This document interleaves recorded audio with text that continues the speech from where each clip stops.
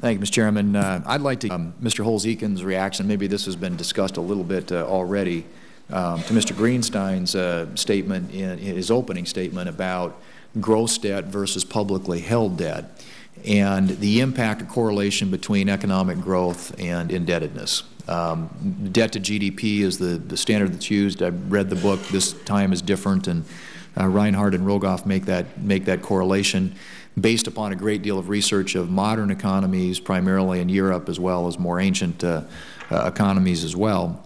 And Mr. Greenstein drew a distinction between those, and that the European example is different because they characterize their debt differently than we do in this country. It seems to me, at least either way, we have a big debt problem, which I believe is impacting economic growth in this country.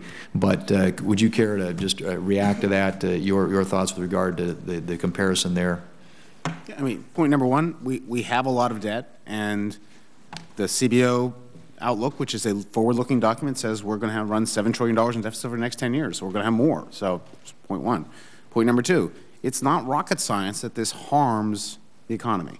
One option is we do nothing, and we run straight into what Erskine Bowles has characterized as the most predictable crisis in history.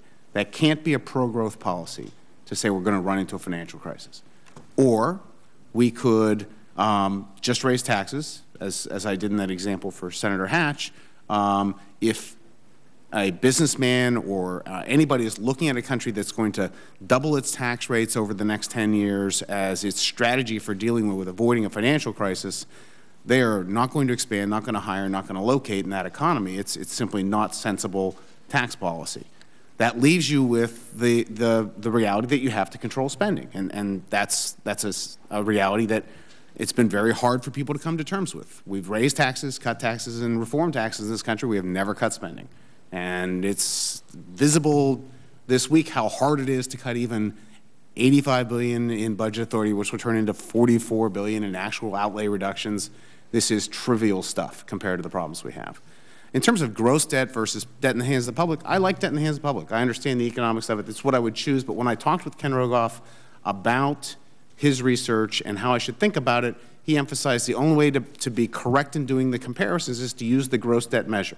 The gross debt measure says we are over the danger line where you pay the price of slower growth and a higher probability of financial crisis. That's where we are. And the outlook says that's where we stay every year for 10 years.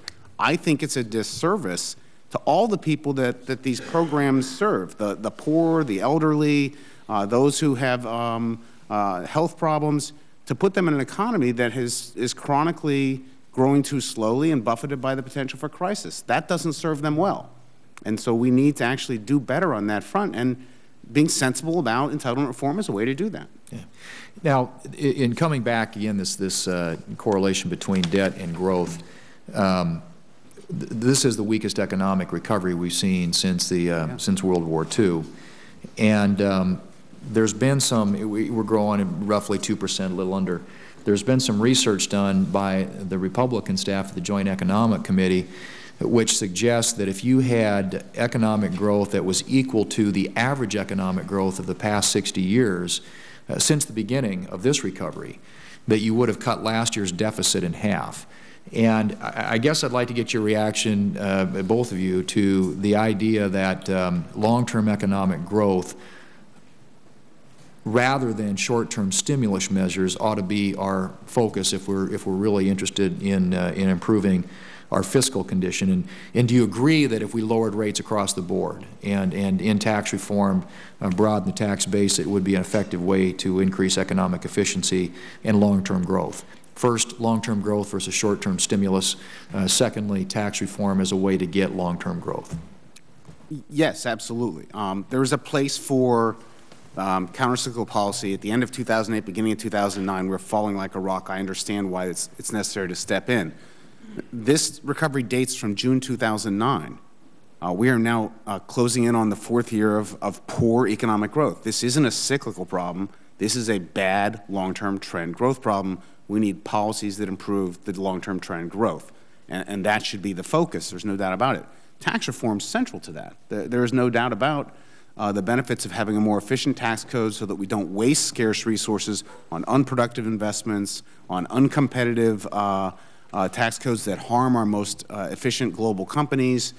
There's a great place for that. And I think one of the lessons of the Bowles-Simpson Commission is if you want a route to higher revenue, don't try to use a broken tax code, do the tax reform. And so that should be central in this committee. I know it's done a lot of work on that. I think that's very important. Let me quickly note, I think the key finding of Reinhardt and Rogoff is that financial crises, recessions resulting from financial crises, are deeper and have much slower, longer recoveries. This is the only recession we've had in decades that comes out of a big financial crisis.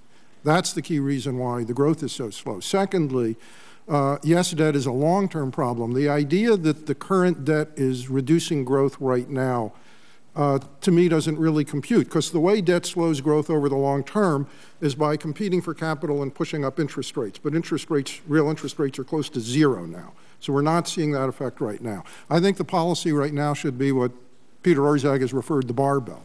We actually should be doing more to stimulate the economy right now, like infrastructure, on a purely temporary basis, coupled with enacting deficit reduction that grows as the economy recovers and has the biggest impact in future decades. Thank you very much. I appreciate that. Thank you, Mr. Greenstein. Senator Cardin. Thank you, Mr. Chairman.